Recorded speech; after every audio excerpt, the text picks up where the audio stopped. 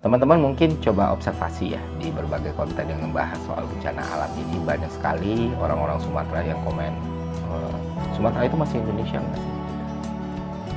Indonesia nggak cuma Jawa kan? Karena mungkin orang yang tidak pernah lahir besar dan tumbuh di daerah luar non-Jawa tidak pernah mengalami perasaan ketidakadilan seperti itu. Dan suka atau tidak, setuju atau tidak, teman-teman, perasaan itu ada. Gue bisa confirm karena gue orang Sumatera.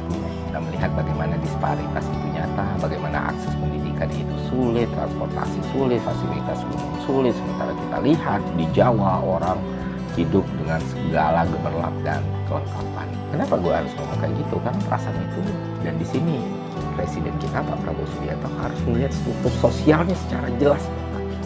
Masalah penetapan status bencana nasional ini atau tidak. Karena di kondisi yang sulit, perasaan marah, kesal, ketidakadilan, rasa dikucilkan itu jadi semakin besar.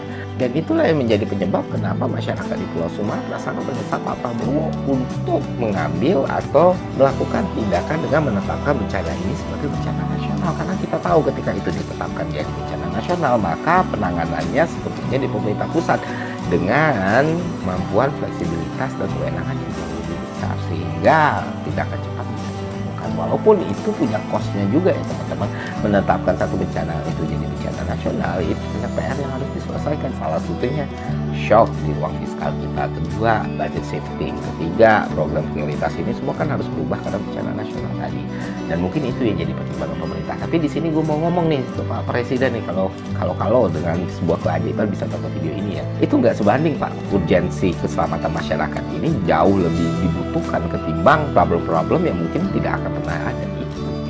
Mungkin pemerintah khawatir kalau trust publik atau trust market atau berkurang atau investor jadi kabur. Enggak, justru di tahun 2025 ini dari pola yang kita lihat di seluruh dunia, ketika pemerintah bisa merepresentasikan bahwa mereka government yang bisa respon semua kebutuhan dan krisis masyarakat dengan cepat, maka akan selalu percaya dengan pemerintah yang dicintai rakyatnya dan dipercaya rakyat.